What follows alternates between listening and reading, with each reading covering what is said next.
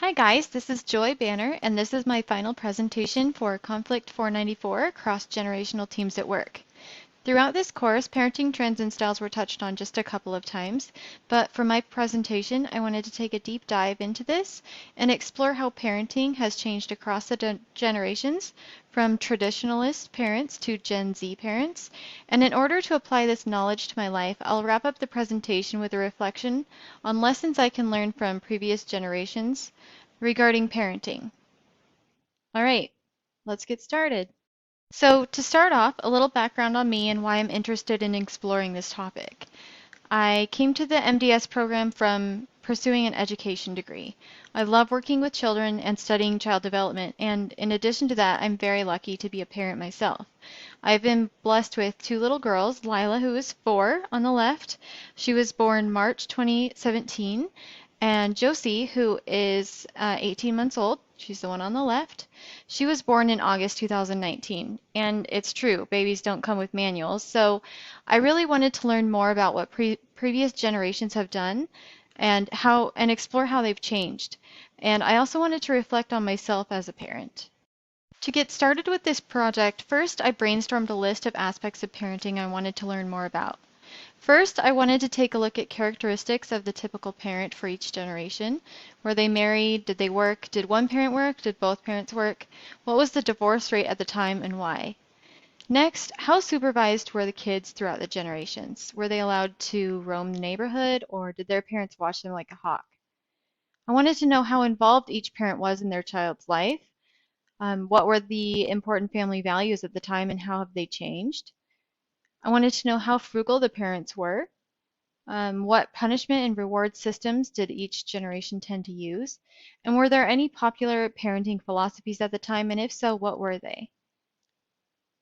What were the typical challenges and fears that each parent had during each generation? And in order to answer these questions, I gathered research on the internet, but also to see if my research was accurate, I conducted a few brief interviews with parents and children of each generation. So you'll see highlights from those discussions I had mixed in with my presentation as well. But for the sake of time, I did have to shorten how much of the interview I shared. So instead, I'll just pull out the main points that I felt really captured the essence of that generation's parenting trends. I want to also note here that I wasn't able to find answers to all of these questions for each generation, but I just wanted to get a good feel of how parents for each generation tended to be. Again, we're generalizing these generations quite a bit, and of course, not all parents are the same, but I just wanted to see in general how things changed for parents throughout the years. First, we have the traditionalists. Born in 1943 or earlier, the youngest traditionalist parent would be 78 years old now. So they're likely to be grandparents or even great-grandparents today. But as parents, traditionalists tended to be married because they valued old-fashioned morals. Getting divorced in this generation was taboo. In fact, I read that some couples would separate and not be living together, but they stayed married to each other just to avoid a divorce. Having children out of wedlock was also looked down upon, and women who got pregnant out of wedlock were urged to give their baby up for adoption or marry the father. Women typically stayed at home with their children while the father worked outside the home. It was the father's job to provide for the family. On average, the age of women and men at the time of their marriage, between 1950 and 1965, was 20 and 22 years old. When it comes to supervision of children, it was primarily the mother's job to supervise and take care of the kids. This generation adhered to stereotypical gender roles. Traditionalists instilled a strong work ethic in their children and saw work as a privilege and a large part of your identity. They valued stability. Children were taught to respect their elders and authority figures like their parents. Respect was a huge value for this generation. This was the age of the all-American family. They believed in the American dream, 2 kids, a dog, a white picket fence, house in the suburbs. The generation tended to have conservative religious values, and faith and family was at the center of their lives. Since they had lived through the Great Depression, this generation tended to be very frugal and save everything just in case they would need it later. At this time, spanking your children as a form of punishment was widely accepted. In fact, corporal punishment was commonplace in schools. Kids were expected to pitch in and help around the house as well. When I spoke with my mom about her traditionalist parents, she told me, I was very supervised. My dad worked a lot, but my mom stayed home with me.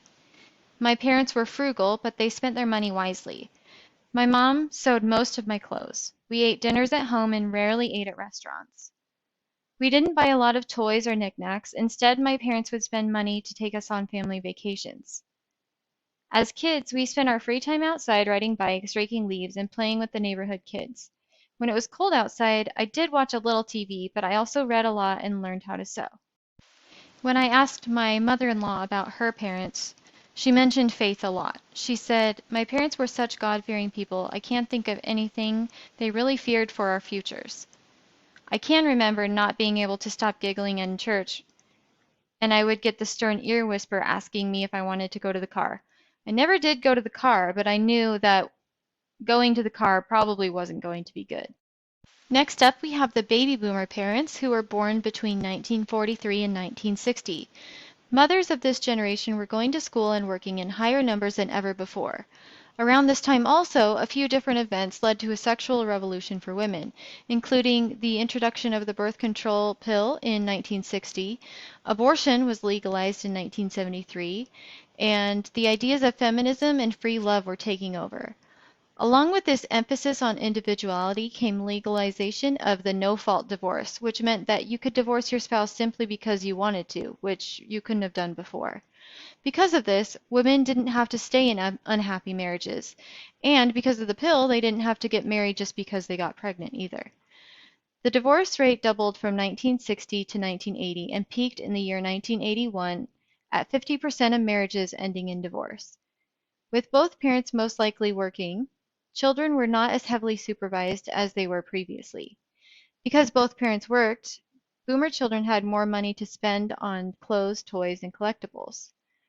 Boomers tended to talk more with their children and valued their opinion more than their authoritarian parents may have. This led to more boomers talking to their children about their behavior rather than using spanking as a method of punishment, although it was still used by many parents. Boomers highly valued education and would urge their children to go to college in order to get a good job. I asked my husband to reflect on his baby boomer parents, and he told me, we were latchkey kids, and after school we would be home for unsupervised for up to 2 hours until my parents got home from work. I remember my parents helping me with my homework. They cared about my education, and it was always assumed that I would go to college.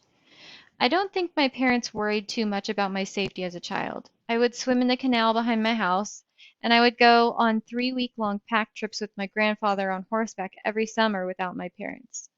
Reflecting on my own childhood, my parents, my mom especially, were always around, but I remember not always being heavily supervised. I grew up biking and walking around the neighborhood, and my mom seemed comfortable not always knowing exactly where I was. We also had a cabin in Garden Valley where we would spend a lot of time, like on weekends and during summer vacation. We were allowed to go out exploring a lot by ourselves. My parents helped me a lot with my homework and were always involved with my education, and they were always aware of how I was doing in school. Next up, we have Gen Xers. Gen Xers are notoriously hard to define, and I found that to be true in parenting as well. The divorce rate stayed high with this group, and in 1990 the divorce rate was the second highest in U.S. history, with 47% of marriages ending in divorce. The average age of the first-time mother in this group is about 24.6 years old, and that's in the year 1970. Both parents are most likely working, and with both parents working, traditional gender roles become a little looser as moms begin to rely on dads to help with tasks around the house that traditionally fell on the mother. Gen X parents are well known for being helicopter parents, which means they hovered over their children. Gen Xers tended to be very protective parents, and they coddled their children as well. They were very active in the school system, and because of concerns about public schools, they homeschooled more of their children than any other generation. As a very skeptical bunch of people, they wanted proof that their child was getting a good quality education. They tended to value creativity more than previous generations and fed their children's creative side. When it comes to frugality, this generation tends to be less frugal than previous generations, and they certainly aren't holding on to things like traditionalists did. One of the most popular parenting trends to come out of this generation is called parenting with love and logic. There are three premises to this method. The first being, allow your children a lot of age-appropriate, safe options and choices. Then, allow your children to sit with the natural consequences of their actions and choices. And finally, provide loving support for children as they experience consequences. For the sake of time, I'm not going to go too much more into this method of parenting, but it was extremely popular, and a lot of parents attended seminars on this parenting method. It is interesting to read about if you have some time. When I asked my friend Kayla about her Gen X parents, she said, "My parents tended to save their money, but my mom would go out of her way to find us the Spice Girls things that we wanted, like books, dolls, movies, or posters. My parents wanted me to follow my passions, and my dad encouraged me to follow my dream of being a photographer and following my creative side." I asked my friend Clancy to reflect on herself as a Gen X parent, and she said, "I was controlling, especially of my older kids, about how much sugar they consumed, how much TV or screen time they had, how much and how often they played with their friends. I was a little fearful about naughty kids influencing my kids. The most important values I wanted to instill in my children are self-awareness and being responsible for themselves and their feelings." So moving on to the millennial parent, this would be me and my husband. Millennials as parents are doing things quite differently. First of all, a lot of millennials have decided that marriage and parenting don't necessarily go hand in hand. Some millennials are cohabitating and raising children together without being married, and this is more socially acceptable than it ever has been in the past. Contrary to what many of our boomer parents told us, many millennials are struggling to find entry-level positions that pay enough to support a family, even with a college degree. And because of that, many millennials are choosing to focus on their career before having children. This is causing millennials to get married later on in life and have children later on in life as well. Also, a lot of millennials are opting to live together before marriage, to which some people credit the divorce rate hitting an all-time low in 2019. Millennials tend to be very protective parents and vigilant of their children. Increasing technology has really helped with this, and now we have apps and gadgets we can use to track our children's whereabouts at all times. In today's world, fear of predators is high. Millennials tend to give their children unique names. This indicates that we want our children to feel special and one of a kind. We value individuality. Some millennial parents also practice gender-neutral parenting and allow their children freedom to dress however they want to, and really questioning the entire idea of gender. One millennial trend that goes along with this is the uptick in number of female babies receiving traditionally masculine names. Millennials also care a lot about their children's nutrition, and one example of this is that breastfeeding rates are at the highest they have been since the traditionalist generation. Millennials are more likely to overspend on themselves or their children, and they are less likely than previous generations to regularly attend church. Millennials are very interested in having a parenting style and discussing those styles. For example, sex positive parenting and gender neutral parenting. Lastly, fathers are more likely to be involved in housework and childcare than in previous generations. As a millennial parent, I want my children to be kind and accepting of others, but also stand up for themselves when that is needed. I want them to work hard and be happy doing whatever it is they choose to do. I want to raise strong women who know their worth. I also wanted to touch on how Gen Z might parent in the future. My friend Jacoby is one of the oldest Gen Zers and is about to have a baby in July. When I asked him how he hopes to be as a parent, he said, "Our parents were overprotective and we did not like that, so we don't want to be overprotective. We do want to be hands-on parents. We hate seeing kids with iPads at the dinner table. We want to be sure our children read more books and play games rather than be entertained by technology."